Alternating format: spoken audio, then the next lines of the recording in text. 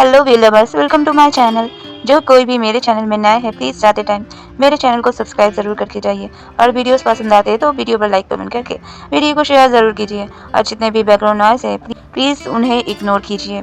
चलिए शुरू करते हैं। Fantasy Xianwang fan fiction grim reaper the god of death fall in love के नेक्स्ट पार्ट को उसने उस ओमेगा को मार कर दिया था, जिसका मतलब था कि अब वो आत्मा उसके ग्रीन रिपर के लिस्ट से बाहर हो गई है।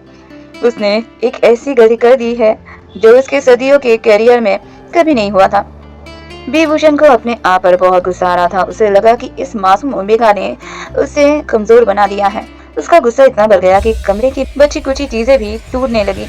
उसने झटके से खुद को वांगजी के ऊपर से हटाया और बेड से नीचे उतरा। उसने एक बार उस बेहोश मासूम लड़की की तरफ देखा जिसके गले पर उसका दिया हुआ लाल निशान अल्फा मार्क चमक रहा था। सब तुम्हारी गलती है लान वांग जी। तुमने एक शैतान को इंसानियत दिखाने पर मजबूर कर दिया। आज तुम्हारी वजह से मैंने इतनी बड़ी गलती कर दी। इसका भुगतान तो तुम्हें करना ही पड़ेगा। उसने दबी आवाज में ये सारी बातें कहा। गुस्से और नफरत से भरा हुआ विभूषण वहाँ एक पल भी और नहीं रुका। वो काली धुंध में बदला और वहाँ से गायब हो गया। वांगजी को उसी हालत में बेहोश छोड़कर उसे डर था कि अगर वो वहाँ एक पल भी रुका तो शायद वो इस ओमेगा से कभी दूर नहीं जा पाएगा। विभूषण के जाते ही कमरे की फिजाओं में घुला हुआ वो भारीपन और काला धुआं एक झटके से गायब हो गया। जो हवा अब तक रुकी हुई थी अब फिर से चलने लगी, लेकिन उस कमरे की दीवारों ने उन 3 रातों का वो राज अपने अंदर दफन कर दिया था जिसे दुनिया कभी नहीं समझ सकती थी। दरवाजा खोलो वांगजी, अंदर क्या मर गए हो? मैडम लैनी और लैन शीचन पहले 2 दिनों से दरवाजे को तोड़ने की कोशिश कर रहे थे। उन्हें लगा था कि जहर खाने के कुछ घंटों बाद ही वांगजी की लाश मिल जाएगी, लेकिन जैसे ही उन्होंने कमरे की तरफ बढ़ना चाहा, एक इनविजिबल दीवार ने उन्हें रोक लिया था। वो ना दरवाजा तोड़ पा रहे थे, ना ही उनकी आवाज अंदर जा रही थी। उन्हें लग रहा था कि शायद घर में कोई भूत प्रेत का साया है, लेकिन अब विभूषण के जाते ही मैजिक टूट चुका था। वांगजी को भी होश आ रहा था। दरवाजे पर पड़ने वाली थपकी अब सीधा वांगजी के कानों से टकराने लगी थी।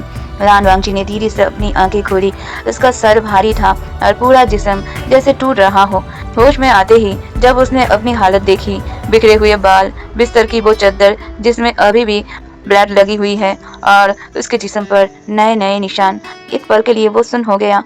उसे सब याद आने लगा, वो जहर, वो दर्द और फिर वो रोज की खुशबू वाला अनजान अल्फा। उसे याद था कि कैसे एक ठंडी टच और गर्म सांस ने उसे मौत के मुंह से खींच के बाहर लेकर आया था। कोई आम ओमेगा होता तो शायद इस हादसे से डर जाता, रोने लगता कि उसकी इज्जत लूट गई है। लेकिन वांगजी को एक अजीब सा सुकून महसूस हो रहा था। उसे ऐसा लग रहा था जैसे उस अनजान शक्ति ने उसे सिर्फ छुआ ही नहीं, बल्कि उसकी रूह को नया जीवन दिया था। उसने थरथराते हाथों से अपने गले के उस मार्क को छुआ। वो निशान अभी भी गर्म था, जैसे वहाँ अभी भी उस अल्फा का एहसास बाकी हो। मेरे अल्फा, उसने धीरे से फुसफुसाया। उसका दिल कह रहा था कि वो कोई इंसान नहीं, कोई फरिश्ता है, पर जो भी है अब वांगजी उसका हो चुका है। दरवाजा अब टूटने ही वाला था। वांगजी ने हिम्मत जुटाई और तेजी से बिस्तर से उठा। उसका जिस्म दर्द से करहा रहा था, हिट के बाद का पेन और वो 3 रातों का थकान था। पर उसने जल्दी से अपने बिखरे हुए कपड़े पहने। उसने अपने ओमेगा कॉलर को ढंग से लगाया ताकि उसके गले का वो गहरा अल्फा मार्क छुप जाए। जैसे ही उसने दरवाजा खोला, लैन शीचन जो अपनी पूरी ताकत से दरवाजे को धक्का दे रहे थे, वो सीधा कमरे के अंदर आकर मुंह के बल गिरे। लैन शीचन को जोर की लगी। मैडम लैनी और लैन शीचन दोनों की आंखें फटे की फटी रह गई। उनके सामने लान वांगजी खड़ा था, जिंदा, सांस लेते हुआ और पहले से कहीं ज्यादा चमकता हुआ। उन्हें लगा था 3 दिन हो गया है तो उन्हें एक सड़ी गली लाश देखने को मिलेगी, पर यहाँ तो नजारा ही कुछ अलग था। तुम जिंदा हो? लैन शीचन की आवाज में एक डरावनी हैरत थी। उसने कमरे की हालत देखी, टूटी हुई चीजें, बिखरे हुए फर्नीचर। ये सब तमाशा क्या है? 3 दिन से अंदर क्या कर रहे थे तुम? शीचन ने कहा। वांगजी ने नीची नजरों से झूठ बोला। मेरा पहला हिट आया था। मुझे कुछ याद नहीं है कि क्या हुआ। शायद दर्द में मैंने ही ये सब तोड़ दिया। मुझे माफ कर दीजिएगा, आगे से मैं ध्यान रखूंगा। लैन ई ने नफरत से उसे देखा। घटिया ओमेगा, अपनी गंदी स्मेल से पूरे घर को नरक बना कर रखा है। चलो अब ड्रामा खत्म करो। 3 दिन से आराम कर रहे हो तो अब कुछ काम भी कर लो। वांगची ने खामोशी से सर झुकाया। उसे आदत थी इस जिल्लत की। लैन ई और सीचन गुस्से में वहां से निकल गए।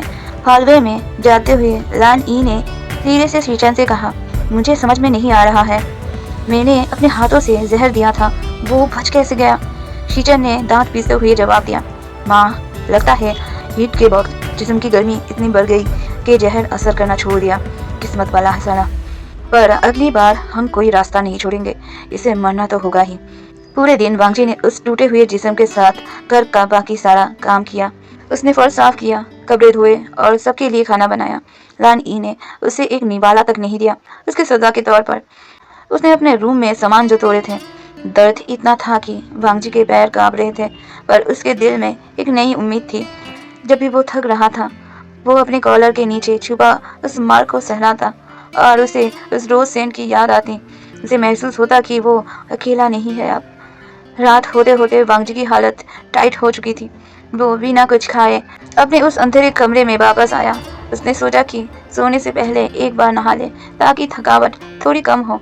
इधर विभूषण, जो कमरे की खिड़की के बाहर हवा में खड़ा होकर वांगजी को ही घूरे जा रहा था। वांगजी ने अपने पुराने कपड़े उतारे और बाथरूम के ठंडे फर्श पर कदम रखा।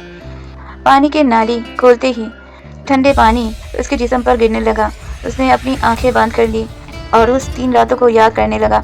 विभूषण, जो खिड़की के बाहर हवा में था, वो रूम के अंदर आ गया और वांगजी के पीछे चला गया।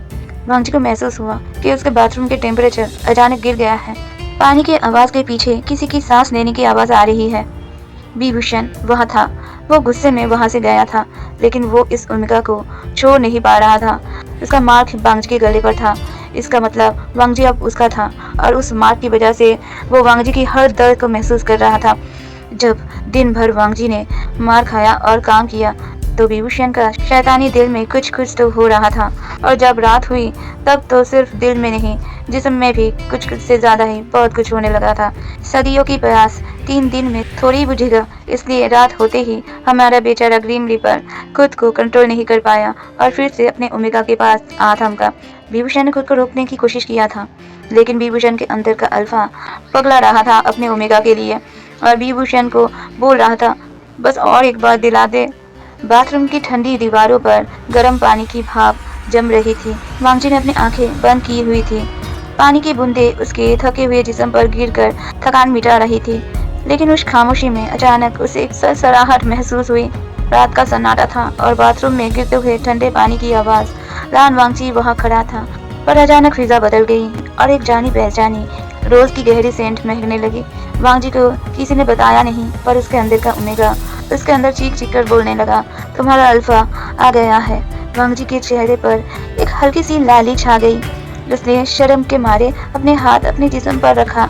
वांगजी खुद को ढकने की कोशिश करने लगा, तभी पीछे से 2 अदृश्य बाजुओं ने उसे घेर लिया। वांगजी ने डर के मारे सांस रोक लिया, पर जब उन ठंडे और ताकतवर हाथ का स्पर्श उसके जिस्म को छुआ, तब उसका डर सुकून में बदल गया। विभूषण, जो अदृश्य था, शहर के पानी में बस उसका एक प्रतिबिंब ही बन रहा था। वांगजी के कंधों पर, गर्दन पर अपने होठों से एक किस की निशान बनाने लगा था। वांगजी ने कोई विरोध नहीं किया। उसने अपनी गर्दन एक तरफ झुका दी, जैसे वो कह रहा हो, मैं तुम्हारा हूँ, मुझ पर अपना हक जताओ। उसने पीछे मुड़कर उस अदृश्य शरीर को महसूस करने की कोशिश की। पानी के नीचे उसे एक इंसान के जिस्म की बनावट महसूस हो रही थी, भले ही आंखें उसे देख नहीं पा रहा था। वांगजी ने बिना डरे उस साय को गले लगा लिया और कहा, मेरे अल्फा, मुझे पता था तुम आओगे। वांगजी की आवाज इतनी धीमी और गहरी थी कि विभूषण के दिमाग में धमाका सा हुआ। विभूषण तो वांगजी को दूर झटक देने वाला था, क्योंकि उसे गुस्सा आया, कोई कैसे उस पर हक जता सकता है। मेरे अल्फा सुनते ही उसे अपनी गलती याद आ रही थी, लेकिन उसके अंदर के अल्फा ने ऐसा होने नहीं दिया और वांगजी को अपने ओर करीब खींच लिया। विभूषण हैरान भी था। उसने हजारों साल गुजारे थे, पर आज तक किसी ने एक मौत के देवता का ऐसा इंतजार नहीं किया था। उसने सोचा था वांगजी उससे डरेगा, सवाल पूछेगा कि तुम कौन हो, कहाँ से आए हो। पर वांग जी ने तो उसे सिर्फ अपना अल्फा मान लिया था। विभूषण ने कुछ नहीं कहा, बस वांग जी को उठाया और बेड तक ले आया। विभूषण का हाथ वांग जी के पूरे बॉडी में घूम रहा था। विभूषण खुद को वांग जी के साथ एक होने से रोक नहीं पा रहा था और खुद पर बिल्कुल भी कंट्रोल नहीं कर पा रहा था। इसलिए वांग जी को जल्दी जल्दी रेडी करने लगा और गुफा का दरवाजा सही से खुलते ही अपने बिगबानी को गुफा के अंदर धकेल दिया। विभूषण आज इतना जल्दबाजी कर रहा था, ऐसा लग रहा था वांग जी उसका खाना है। अगर वांग जी को जल्दी जल्दी खाया नहीं गया तो खाना कहीं भाग जाएगा। वांग जी आज पूरा होश में था। वांग जी को तकलीफ तो हो रही थी, लेकिन वांग जी ये तकलीफ भी सह रहा था। लेकिन ज्यादा देर वांग जी को तकलीफ सहना नहीं पड़ा। धीरे धीरे वांग जी भी विभूषण के टच में पिघल गया। उस रात उनका मिलन पहले से भी ज्यादा जुनूनी था। वांग जी विभूषण को पूरी तरीके से सेटिस्फाइड कर रहा था, लेकिन आखिर तक बेहोश हो गया था। ऐसे ही कुछ दिन बीत गए। विभूषण हर रात को आता था और वांग जी के साथ इंटीमेट होता था और सूरज निकलने से पहले ही चला जाता था। वो हर बार खुद से वादा करता था वो वापस नहीं आएगा। मैं एक ग्रीम रीपर हूँ, मुझे इस इंसान से रिश्ता नहीं रखना चाहिए। वो खुद को समझाता था, पर पूरा दिन वो जहाँ भी होता उसे वांग जी की ख्यालों की लहरें महसूस होती। उसे एहसास होता वांग जी ने पूरी तरह से खुद को उसके हवाले कर दिया है और इसके बदले उसे कुछ भी नहीं चाहिए था। वांग जी दिन भर घर का काम करता, मार खाता, पर उसका दिमाग सिर्फ उसके अदृश्य अल्फा के ख्यालों में खोया रहता। उसका ये बेइंतहा इंतजार विभूषण को खींच लेता था अपने ओर। और एक रात आ गई। विभूषण खुद को रोक नहीं पाया और फिर आधी रात को आ टपका वांग जी के बिस्तर पर। धीरे धीरे वांग जी और भी ज्यादा बेशरम और जज्बाती हो गया था। वो उस अदृश्य जिस्म को पकड़ कर कहता था, और प्यार करो मुझे, मुझे और चाहिए मेरे अल्फा, और प्यार करो। विभूषण को समझ आ रहा था कि ये ओमेगा किसी प्रॉपर्टी, पैसा या आजादी का भूखा नहीं है, ये सिर्फ प्यार का भूखा है। उसे फर्क नहीं पड़ता था कि उसका अल्फा एक शैतान है, एक भूत है या एक इंसान या कोई फरिश्ता। उसे बस उस फर्ज से मतलब था जो उसे महसूस कराता था कि वो जिंदा है और उसकी लाइफ में भी कोई प्यार करने वाला मौजूद है। उसके बाबा के बाद 2 हफ्ते गुजर गए थे। विभूषण ने देखा कि वांग जी की जिंदगी नरक से कम नहीं है। उसने देखा कैसे लानी उसे बासी खाना देते हैं, कैसे शीचन उसे गालियां देता है। पर हैरानी की बात तो ये थी, वांग जी ने कभी विभूषण से शिकायत नहीं की, ना ही उसने पूछा कि तुम मुझे बचा क्यों नहीं लेते। बस जब वो दोनों रात को मिलते, वांग जी सारी दुनिया को भूलकर सिर्फ उसके साथ डूब जाना चाहता था। विभूषण को अब उस मासूमियत से डर लगने लगा था। उसने कभी नहीं सोचा था कि उसे कोई बिना देखे भी इतना प्यार कर सकता है। लेकिन सुकून के दिन ज्यादा नहीं टिकते। 2 हफ्ते बीतने के बाद लान परिवार की सब्र का बांध टूट गया। उन्होंने देखा कि वांग जी अब पहले से ज्यादा खुश दिखाई देता है। उसके चेहरे पर एक अलग ही नूर है। उन्हें डर था कि अगर ये जिंदा रहा तो उनके हाथ से प्रॉपर्टी चली जाएगी। एक शाम लान ई और लैन शिचन ने फिर से कोने में बैठ के विस्परिंग शुरू कर दिया।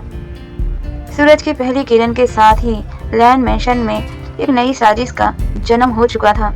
लैन शिचन और मैडम ई की आंखों में अब कोई लाज शर्म नहीं बची थी। उन्हें बस उस प्रॉपर्टी से मतलब था और उसके लिए वो वांग जी की लाश देखने को बेताब थे। सुबह सुबह जब पूरा घर सोया हुआ था, लैन शिचन दबे पांव किचन में आकर गैस का नॉब पूरा खोल दिया। गैस फैल चुका था खामोशी से, एक जानलेवा जहर बन के। मैडम ई ने बड़ी मासूमियत से वांग जी को बुलाया और कहा, वांग जी जाओ जल्दी से चाय बनाओ, हमारे सर में दर्द हो रहा है। वांग जी जो हमेशा की तरह उनका हुक्म मानता था, किचन की तरफ बढ़ा। उसे बिल्कुल अंदाजा नहीं था कि मौत गैस की शक्ल में पूरे कमरे में तैर रहा है। जैसे ही उसने लाइटर जलाया, धमाका हो गया। एक भयंकर आवाज हुई और पूरे किचन में आग की लपटें फैल गई। खिड़कियों की कांच टूटकर बिखर गई। लैन ई और शिचन जो गार्डन में बैठे इंतजार कर रहे थे, उनके चेहरे पर एक शैतानी मुस्कुराहट छा गई। उन्हें लगा कि इस बार तो वांग जी की हड्डियां तक नहीं मिलेगी। चलिए आज के लिए इतना ही, जल्द मिलते हैं नेक्स्ट वीडियो में। स्टोरी जैसा भी लग रहा हो कमेंट करके ज़रूर बताइए और वीडियो पर एक लाइक ज़रूर दीजिए। इससे मुझे नेक्स्ट पार्ट जल्दी लाने की मोटिवेशन ज़रूर मिलती है। तो बाय बाय बी लवर्स, टिंग टिंग।